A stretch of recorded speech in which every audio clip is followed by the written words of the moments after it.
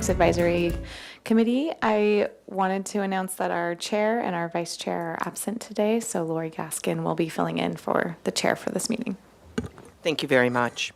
So I am calling to order the Creeks Restoration and Water Quality Improvement Citizens Advisory Committee, our regular meeting, Wednesday, August 20th, 2025. And I'd like a roll call, please. Of course. Committee member Todd Rulon-Miller. Present. Committee member Stephanie Moret. Present. Committee member Lori Gaskin. Present. Committee member Lee Heller. Present. Committee member Chris Klein. Absent. Committee member Ann Burdett. Absent. And Chair Penny Owens. Absent as well. Thank you. Thank you. And we have a quorum. So next item of business is approval of minutes from June 18th, 2025. And Member Heller? I'm happy to move approval of the minutes. So moved. Is there a second? Second. We have a second. Any discussion? Corrections, changes? All in favor, please note by saying aye. Aye. Aye. Opposed? Abstentions? Thank you. Okay, is there any agenda adjustments? Thank you, Chair Gaskin. No adjustments today. Great. And do we have any comments from the public? Seeing no one in the room, and I'm assuming no one online. Okay. So then I turn first to committee member communications, and then I'll go to staff. Any committee member comments, communications? Okay. Staff? Okay. No real communications, but just one update that Creek Week is coming, so look forward to that. We'll be doing a site visit as part of our September meeting as part of Creek Week, but that schedule of events that are happening countywide will get posted around the first week of September, so look out for that.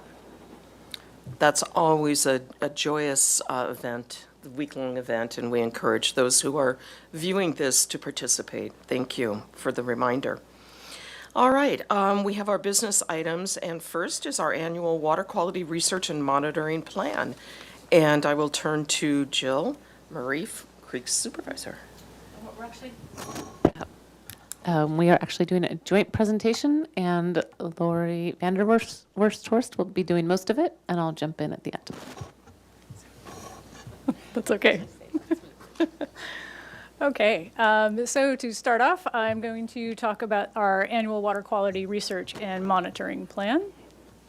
And so just an outline of the presentation today, we're going to go over our fiscal year 26 research plan, the purpose, the goals, our focus areas. We're also going to have a Clean Streets, Clean Seas project update, and we'll close with our next steps. And so our research and monitoring plan consists of our required monitoring for grants and permits, our research projects, and this is an adaptive program. We update it with our questions and our sampling on an annual basis, and this is based on input from city staff, the scientific community, the water board, the CAC, and our residents. And the purpose of our research plan is to develop strategies for water quality improvement. This includes evaluating and prioritizing our projects and programs, understand changes over time in our surface water quality. Another purpose is to communicate effectively with the public about water quality and to understand the role of climate change and sea level rise and how that's going to alter our creek conditions. And so our research plan goals, and this is our overarching sort of short and long-term goals of the Creeks Division, and it's manyfold. We want to assess pollutants, identify and quantify, evaluate, and wherever possible, source track. We want to evaluate our Creeks Division projects, implement hydrologic models of creeks, and that's, again, to help us with predicting how they might alter and flow due to climate change. We want to evaluate the infiltration of groundwater and how it moves, how that affects creek water quality and quantity, again, and how that relates to sea level rise. And wherever feasible, we want to evaluate the effectiveness of our city programs, examples, street sweeping and our outreach in reducing pollutants. We also want to evaluate our long-term trends in water quality And of course, we want to meet our monitoring requirements for our grants and our general permit. We want to investigate 303D listed water body impairments.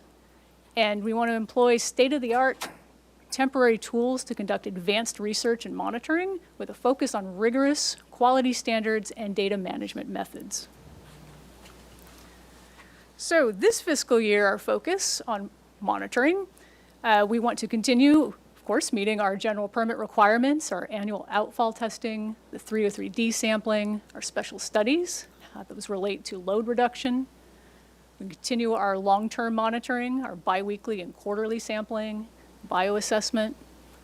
We want to continue our project assessment, bird refuge at Arroyo Burro Open Space, Barger Canyon, bioretention planters.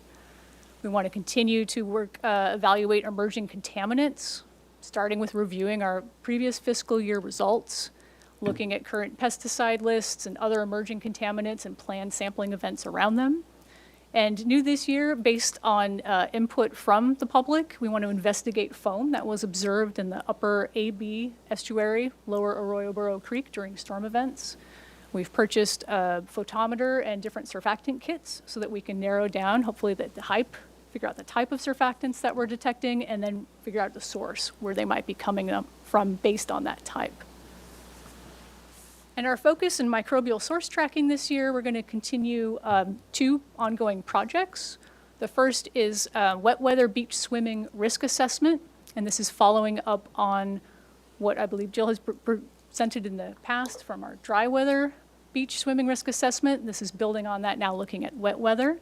This was a project in collaboration with UCSB. It involves samples from 4 different beaches over 7 dates, winter and summer, dry and wet weather. Those samples have all been collected and analyzed, and the risk calculations were calculated for the dry weather, and now we want to focus on calculating those risk calculations for these winter, wet, and dry weather events as well. We also want to continue our BITE 23 project. That's with the Southern California Coastal Water Research Project. It's a regional swimming risk study that's been ongoing from the previous fiscal year. This involves sampling at Arroyo Burro Creek, at Cliff Drive, and the surf zone.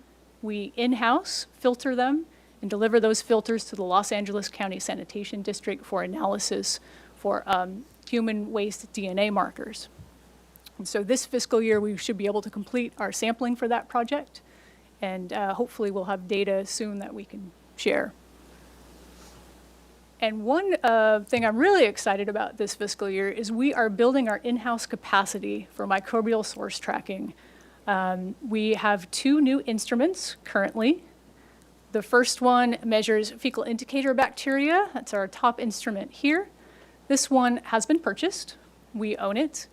And we are going to relate the results from this instrument to our results from samples that we send to the El Estero wastewater lab. They both measure fecal indicator bacteria by slightly different methods, but this will allow us to get rapid results and be more flexible with determining sources of different spills and water sources, suspicious puddles that are reported. And so we are working on evaluating this instrument versus our results from El Estero. The second instrument on the bottom, we are renting with the option to own if it works well. This instrument measures DNA-based human waste markers, similar to the same waste markers that you might have seen in previous years from work at UCSB. This instrument we will be comparing to DNA-based human waste marker results from a commercial lab to be able to see if this instrument performs as well as promised. We certainly hope so. And if so, then we will use these 2 instruments and focus them after our comparison study on sampling our integrator sites in our different watersheds to start analyzing water samples in-house using these 2 methods. And microbial source tracking is kind of a very detailed, complicated subject. And so I'd like to come back to the CAC later in the year and give a presentation on MST. And then I can give you an update on how well these 2 instruments are performing. And lastly, our fiscal year focus for this year on 303D monitoring. As a reminder, it's the Clean Water Act section 303D. The Regional Water Quality Control Board defines beneficial uses and impairments for each water body and they update this list every 3 years. In 2022, several impairments were added, but some of these were based on only 10 data points. And so the Creeks Division wants to continue to work with the Regional Water Quality Board to collect additional samples to provide data for the next round of assessment. And so at this point, I'm going to hand the presentation over to Jill to discuss a couple of projects that are still in her wheelhouse while we're going through this transition period. Okay, thanks, Lori. And I don't think I'll ever have to jump in again. You could just read my slides next time. Okay, so we gave you you received a separate presentation on the Stormwater Monitoring Coalition a couple of months ago. So this is just a reminder that these are the projects that our participation in this program contributes towards funding. And then, so it's a regional stream monitoring project, a study on pollutant removal in BMPs, and that's a mechanistic and modeling based, an HF 183, so that's beach water quality management project, a water quality versus restoration project, and then non-structural BMP, which that is very jargony. It's things like street sweeping and outreach. And this really is targeting street sweeping, non-structural BMP implementation project, and then possibly a study that follows on some previous work in San Diego on exfiltration from sewer lines and into storm drains. The ones that are in bold are ones that we are on the working group of those projects. So in those, we're really involved in helping the planning and the site selection and the model interpretation and data analysis. And then an update on the Clean Streets, Clean Seas project, which you've seen many times. This is part of the entire project looks at different kinds of public works types activities to potentially remove microplastic from street surfaces. This objective was to do a controlled study where you lay down, and this has been done for street dirt testing before, never with microplastic, never with pollutants really, other than the sediment itself. So you apply a known mix of dirt and plastic, and then have the sweeper go by, and then come back and vacuum what's left, and the difference is what was removed by the sweepers. And so this was done mostly by Cascade Water Resources and UCSB, and then our staff went down and helped. It was a week. Next slide, yeah, a week long. Let me say, these were some of the plastics that were added and how they were, how the little pieces were created. So this dirt sample had to be spiked with microplastic. Based on a literature review, they knew the types, UCSB knew the types of plastics that would be found in street dirt and stormwater runoff, and then found this great article on basically just put all these things in a blender and you can make small particles and you sieve them, and so you understand the size distribution. But I've mentioned before that looking at the samples under the microscope for microplastic analysis is incredibly time consuming because there's so much other gunk in most of the samples. But this, because we could make each plastic a different color, it should be much easier. I'm not going to say it's easy, but so they ground up blue tarps, weed whacker cord, t-shirt, polyester t-shirt. They bought polystyrene beads of a mixture of sizes. And then one of the main concerns for microplastic is tire wear particles. And you can buy small crumbs from people who use them to create texture on their painted objects. So UCSB worked really hard on that. There isn't any, this is all so new. There are no recipes online for exactly how to do this. So here's what it looked like. So our staff and UCSB and Cascade Water Resources went down and worked at a site that had already been identified and used by the city of LA. And so they were so helpful to let us work there for a week. And Lori was down there. She can answer any questions if you have them later. But we had 6 different sweepers. They each did 2 different speeds.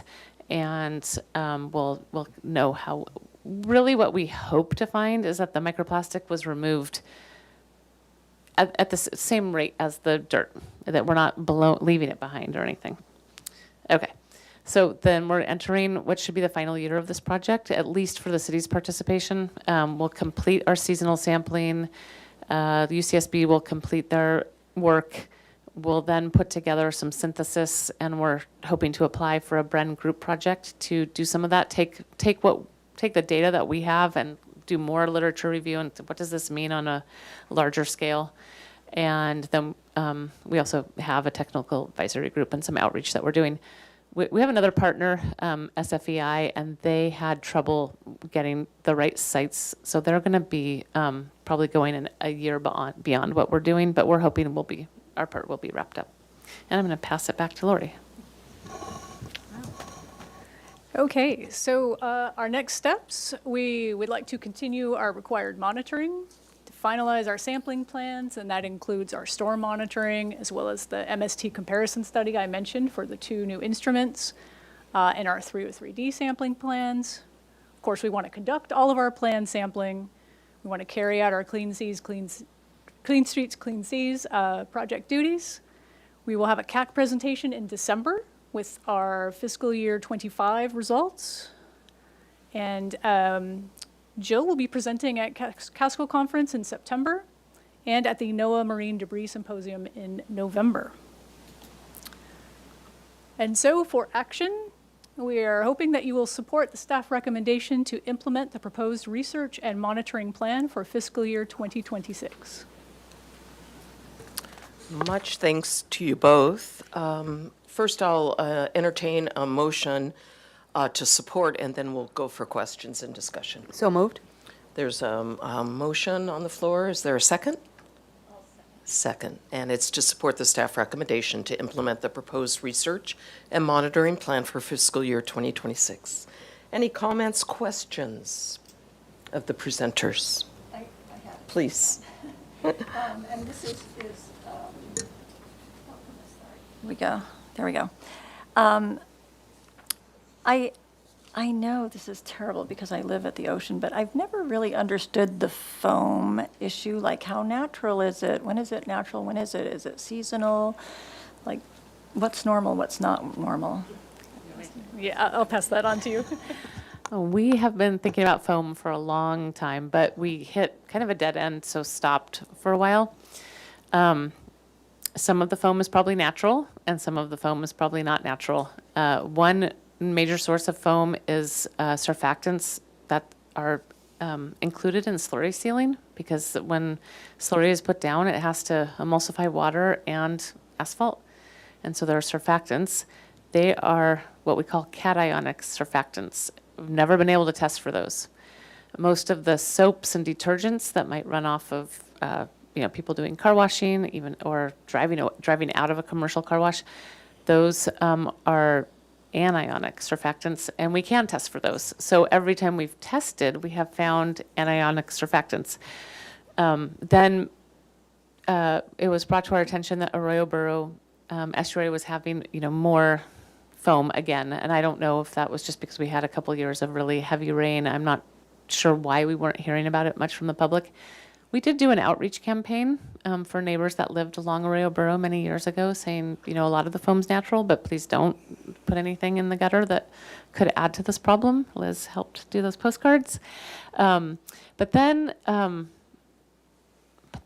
started wondering how much of that foam could be from Ceanothus? Ceanothus, which I happened to just come across a blog that it's also called soapbush. So I ran around collecting Ceanothus and shaking it up, and it foams so much. And when it was brought to our attention, that was when there was a massive bloom. So we don't know. I've tried to reach out to someone who could do more of an assessment than we would have the capacity to, but simultaneously a product came on the market that can allow us to test for surfactants with this little device that Lori's going to use that has little cartridges for cationic, anionic, and non-ionic surfactants. So first thing is find out what is the Ceanothus. What comes up when we test that, what comes up when we test off of slurry seal, what comes off when we test A bit, but I hiked all up San Roque. There's so much foam up there, so it's not all unnatural. I'll say that. A lot of proteins just come off of sediment grains, and then it interacts with air, makes foam. One year we had really massive foam event at Arroyo Beach, and we were pretty sure that was natural. And then I'm sure you've seen pictures of some beaches in other countries that are just, foam over people's heads. Is that? Wow, that's so fascinating. I know. Thank you. Saponins, that's what the compounds are coming off of the plants. Wow. On, I think your slide 11, or slide 10, I was a little confused when you said in 2002 several impairments were added. Like, is that added to the state list, the regional list, or our city? And then a secondary question on that sentence is, it was based on 10 data points. Where were they, and how many data points would you need to say this is an impairment? Okay, so the regional board manages the listing process for each region, but then it's approved by the State Water Board, and then it has to be approved by the EPA. So the 2002 list was probably from data that was collected, I think like 2017 and 18. And so the Central Coast Water Board also does a lot of sampling, and they'll come through and they'll pick different areas, and they'll focus on an area and come back, once a month for a year, and they'll feed that data into their analysis for impaired water bodies. And so they did a lot of work that was utilized for the 2022 listings. And so then and this is all publicly available. You can go and see the, what are they called? Not data files, but like lines of evidence. And you can download the spreadsheets. And so there were so many. It was shocking to me how many new listings there were. And so I went through all of them. And there's state policy that might be governed by the EPA. I'm not sure. Clean Water Act, about how many data points you need, and based on my binomial distributions, you as long as I think there is 1 or 2 exceedances out of 10 samples, a water body can be listed as impaired. It's only listed as impaired connected to a certain beneficial use. That use has to have some kind of water quality objective associated with it. So, for example, there were some. And so for the creeks in the city, most of the sampling points were what we call our integrator sites. So it's the downstream site. And so arsenic, for example, I think Mission Creek was listed for arsenic for the beneficial use of municipal supply. We know that we're not going to be drinking out of Mission Creek, but this is just the way that the beneficial uses are assigned, and this is the way the Clean Water Act works. But we want to know more. And we want to know more for more of the ecological ones. So there was, I think, some aluminum and copper, and we just want to know if it was only listed because of one exceedance, and I can't remember if it was just one. Did we just get, how bad of an ecological problem is it? We want to know. And then if a water body if we were to provide data that supported delisting, that's a much more onerous process. So you have to have 28 samples minimum to delist, and also I think with maybe 10 less than, so maybe two exceedances on 28 samples. I can't remember. So we're not trying to get anything delisted. We just want to, and all of a sudden there's a report saying we've got a lot of impaired water bodies. We want to understand them more. And do they only do this at a particular point, like after a storm or during the spring or during, I mean, what's their rationale? Every listing is different. I would say it's mostly dry weather, which, and they, it's supposed to be spatially representative, but it's not. And it's supposed to be temporally representative. So if they're not doing any storm monitoring, maybe it's even, there's even higher concentrations. I'm not sure. And then there's some other complications too. Like you have to pick which guideline you're using. So are you using a chronic toxicity for estuarine samples or freshwater? And does it make sense? So we're just we want to review it with more data and with them, with the water board. Great, Yeah. thank you. Yes, please, Lee. Regarding the new piece of equipment that you're trying out, what happens if it does not perform as you're hoping it will?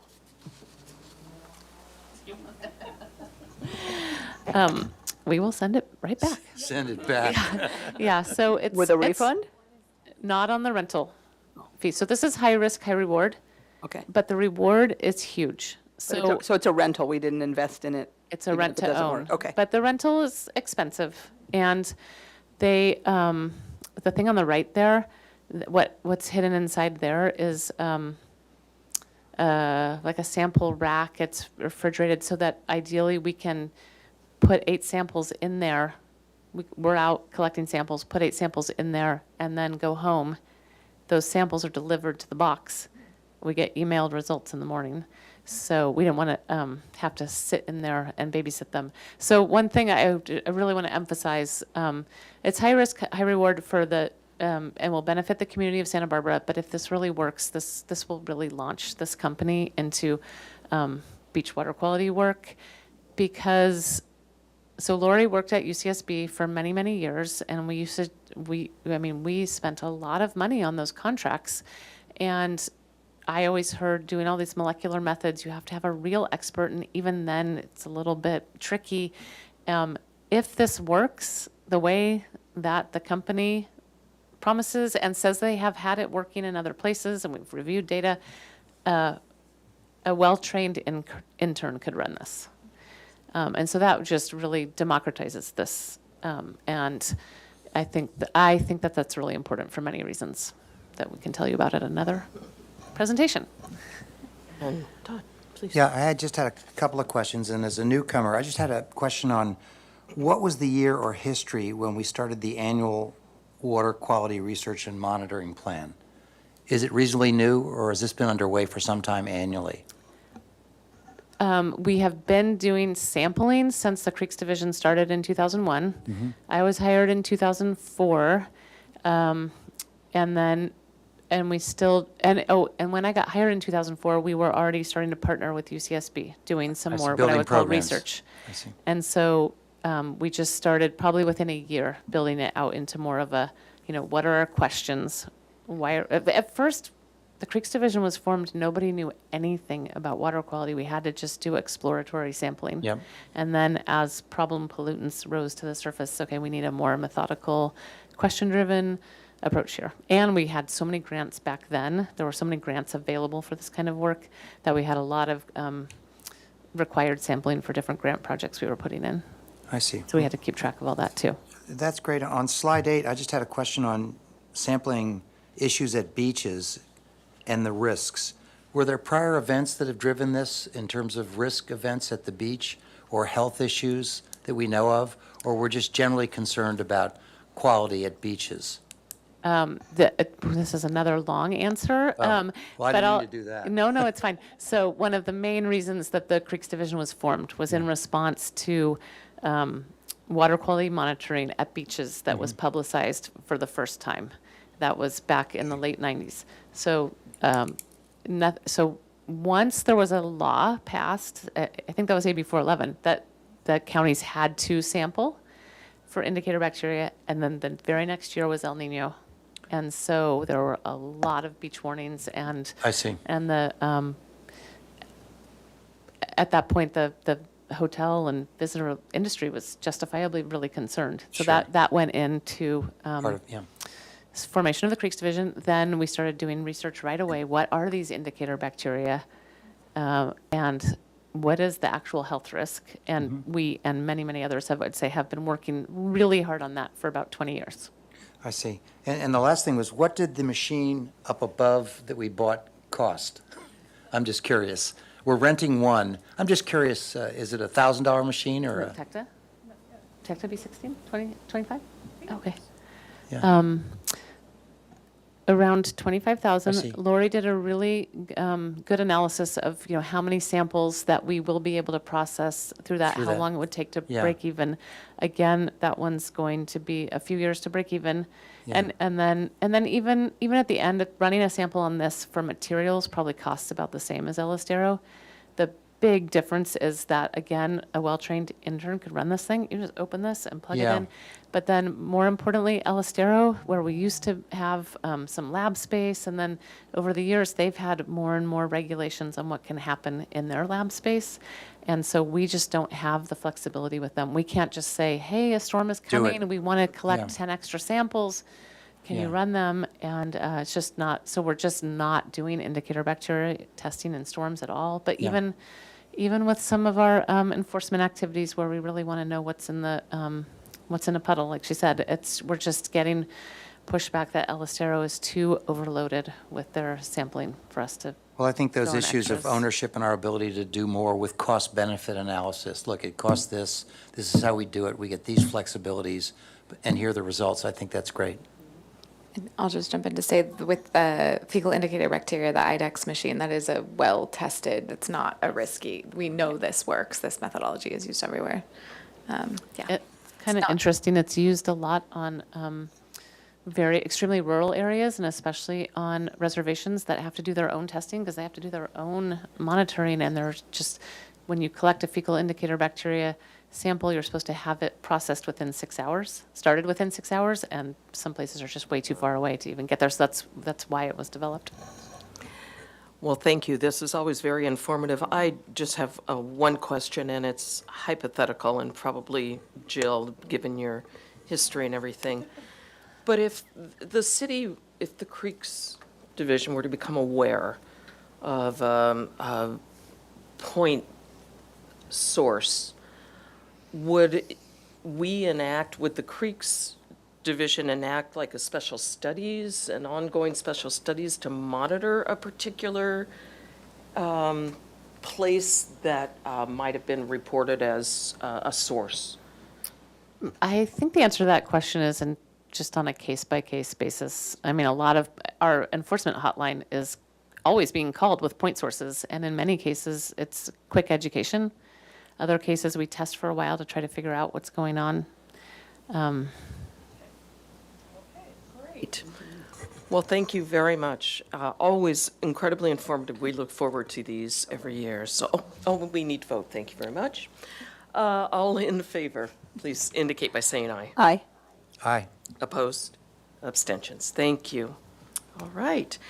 And we will move on to our next item. Thank you so much, Lori and Jill. Education Outreach Program Update. Liz Smith is our Community Engagement Supervisor.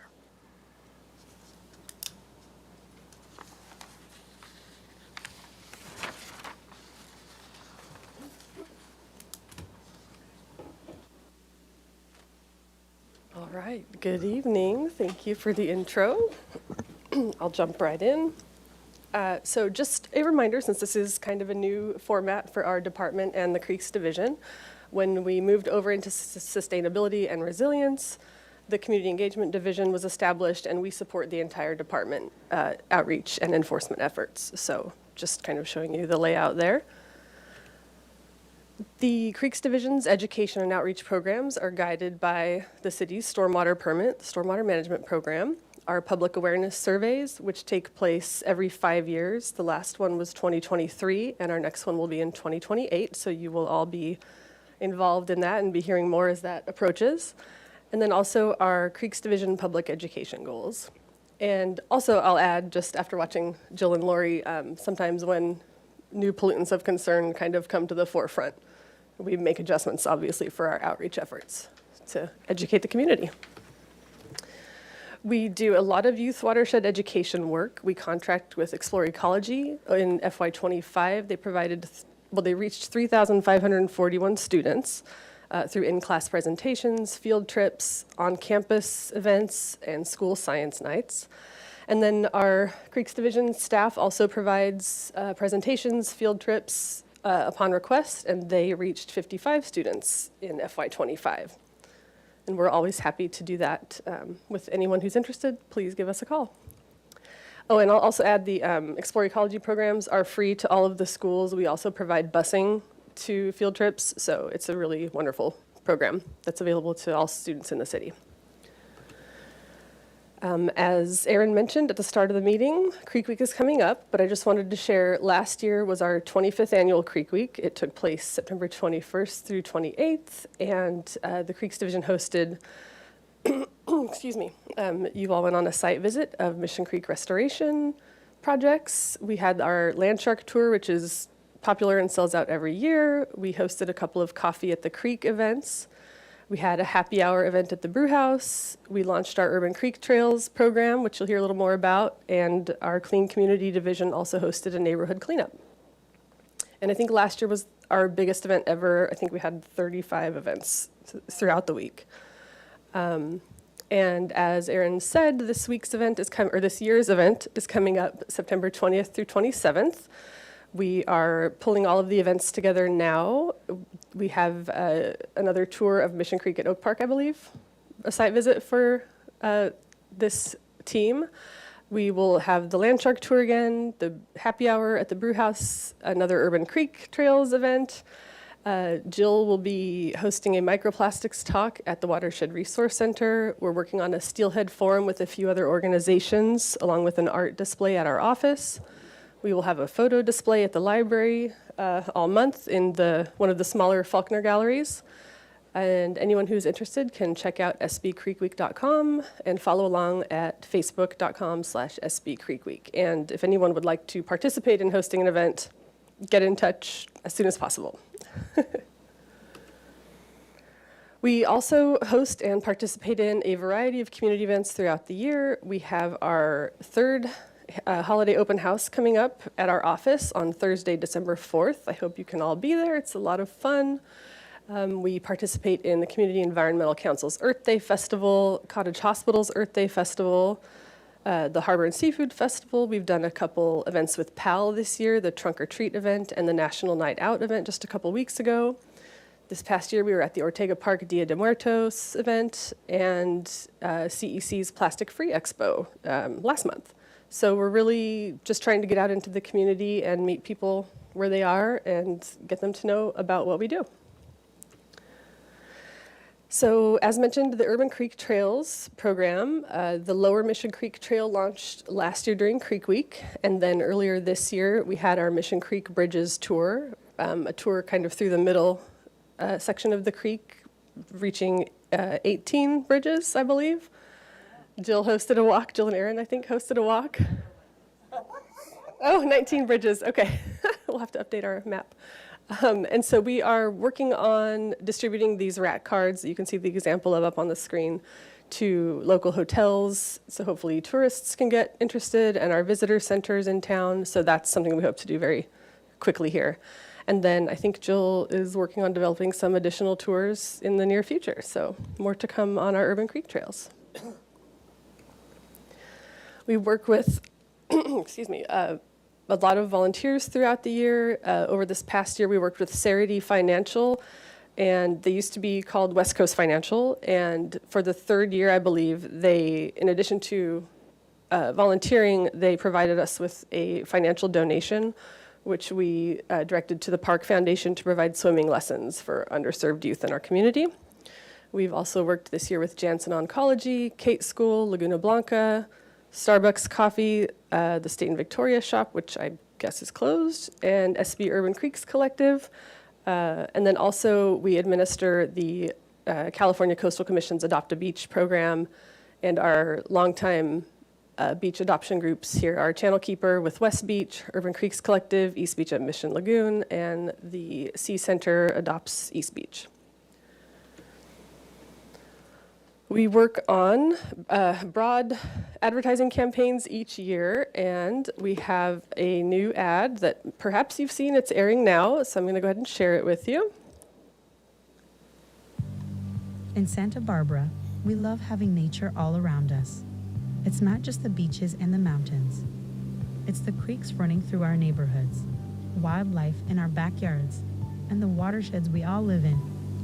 Everything we do on land, from picking up litter, to avoiding pesticides, can affect the health of our ocean just down the street. It's up to all of us to protect what we love. Learn more at sbcreeks.com. Yeah, so City TV, who's producing our meeting right now, produced these ads for us.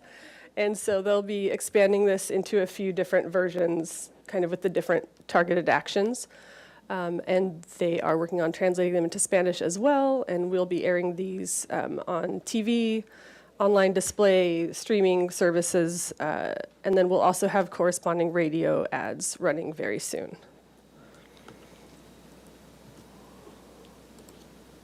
Nope. There we go. Okay.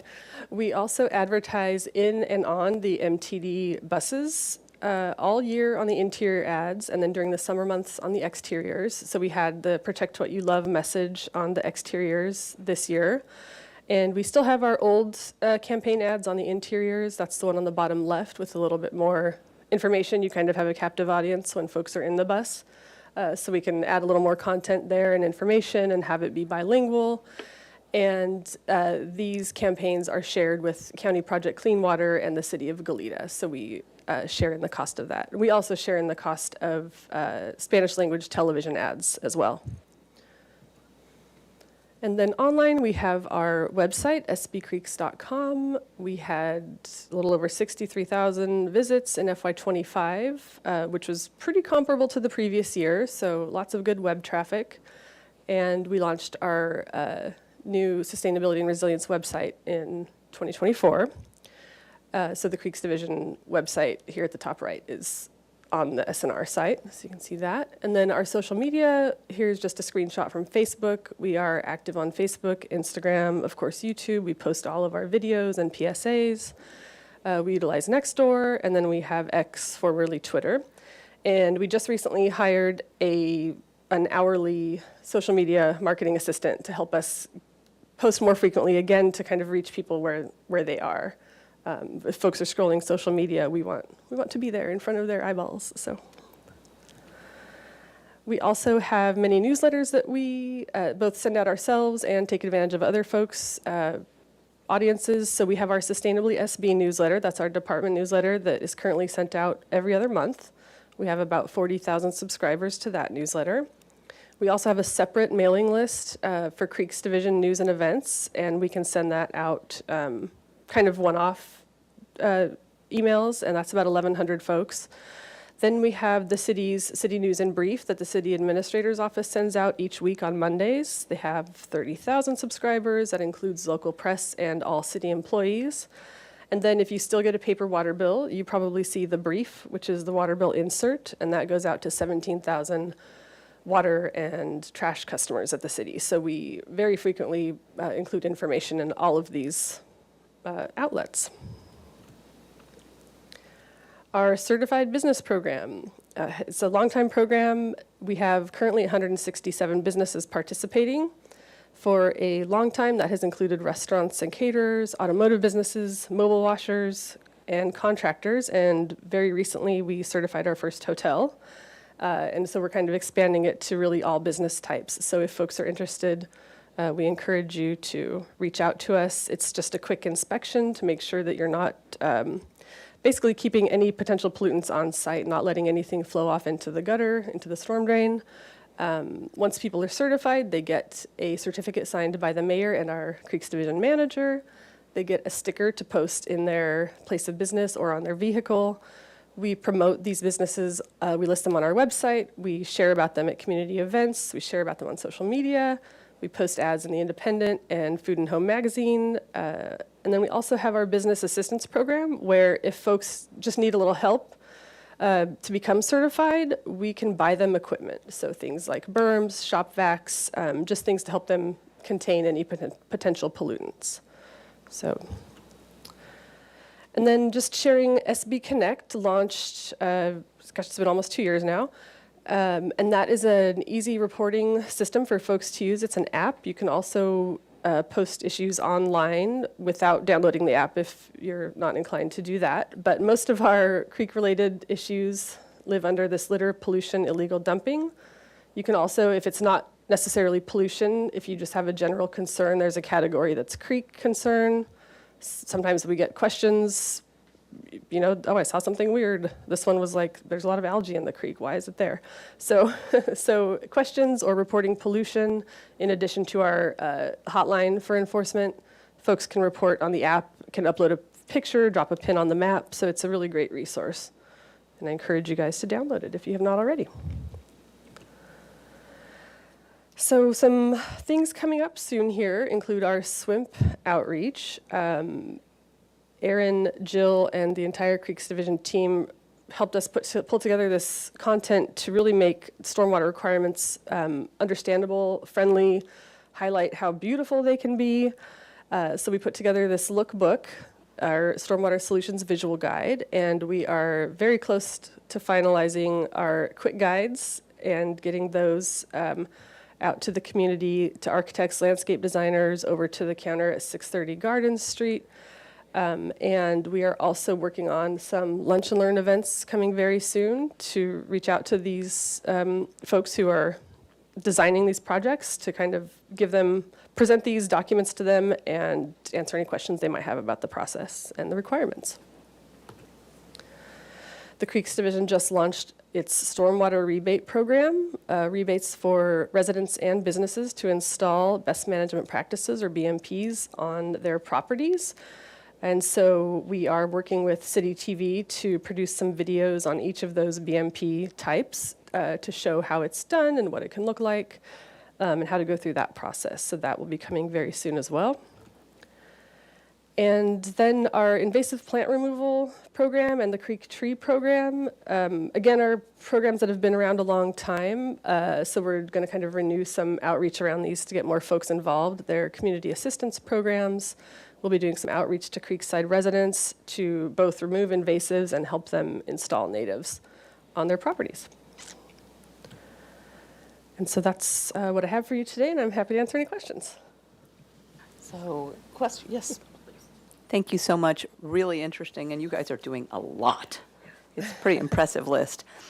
So you mentioned the fact that there's some assistance for businesses to help them become certified. How is that information conveyed to them? Are you waiting till people are going through the certification process, and then when it turns out they need a little help making the offer, or are you actively advertising the availability of that? We have an outreach piece that we take to a lot of events, a RAC card, and it talks about the business program, and it talks also about the business assistance program. It's on the same piece. We could probably stand to do more outreach about that program in general, and hoping with our new hourly help, we can do more of that. A lot of times I would say we interact with folks through enforcement actions, and then we say, hey, we have this program. If you need that little bit of extra help, like, we can get you certified, and then you won't have this issue again, so. Very cool. And then a second question. Do you know when you're going to have the materials ready for the community outreach? Because I'm actually hosting a block party for my neighborhood association in early October, and would love to be able to have that available along with the Firewise community information we're going to have. The stormwater guidance documents, Yeah. we're hoping in the next week or two. Oh, sweet. Okay, I will remember to ask for them. Thank you. And to clarify, the lookbook is finalized, Yes. and we have printed copies we'd be happy to share. So that outlines, like all the stormwater options out there and what they look like. It's more of like a visual, pretty book guide. The tier guides are really meant towards people who have to comply with our stormwater regulations and how to help them walk through that process and what it looks like and what Got it. options are available. So yeah, Well, we can get you those. As you know, one of the members of my neighborhood association, whose house you were at the day I walked by, was at least looking into doing this. And in my most recent email to the neighborhood association, I mentioned this program and provided a link. And I think it would be great to actually provide people with printed materials during this event, because it makes it more real. So great, thank you. Other questions, comments? Please. This is great stuff. Congrats. I just have a couple of questions. On the Steelhead Forum and Art Display, and you may not know the answer to this, are you working with Mike and Nate Irwin in the Funk Zone Gallery? Yes. You are? Yes, we are. So they'll be producing some work for you? We're going to share some of their pieces. Perfect. That's all I and- needed to know. I know them really well. Yeah. Great. And I was We've going to connected recommend you with do them. it. By the way, they, at the Cal Trout Gala event, sold one of their paintings for $10,000. And I don't know if you'll be saying, hey, you could buy it, but you might make some money off this, and it doesn't look carnivorous. Who, us? Or, Yeah, you know, it would go somewhere else. The goal of the event really is just to get So the community, no, it's not a fundraiser, it's No, I just understand appreciation that. of Steelhead. I and always do then- think about that, Yeah. so criticize me often when I bring that up. But by the way, their art's fabulous, and they tell a great story about that, so congrats on that. The other thing I had was on subscribers. Sure. Because you like to hear about the history also. So at the original Creek Steelhead festivals in 2006 and 7, a bunch of steelhead sculptures were produced and painted by local artists, and they were displayed on State Street, and then they ended up in different places around the community. And so to kind of bring back an enthusiasm for those pieces and just art steelhead connection, we're going to release a new map of where are they now. Beautiful. And so we have like the original cutouts and little, like the picture of the original pieces, and the artist statements are really inspiring. And so we'll include those too. So we're like building on what was done before and really trying to Perfect. carry forward the momentum that the town hall Certainly. presented. And ultimately, our long-term hope is that we can bring back the Steelhead Festival, in future years, not this year, but that it was just an amazing event, make more sculptures in the future and have an Excellent. opportunity to. That's great. I just had a couple of brief questions on subscribers, which is great. How many eyeballs and what do we do? And on the website, we have visits, which is great. Is there a subscriber offering on the website, or is that more covered by your other periodicals that you offer? So people come and see it, but do you say, by the way, would you like us to mail you or whatever, sign up or something simple like Yes, that? yeah, we have that on the website. If at the bottom, There's a way to the do it.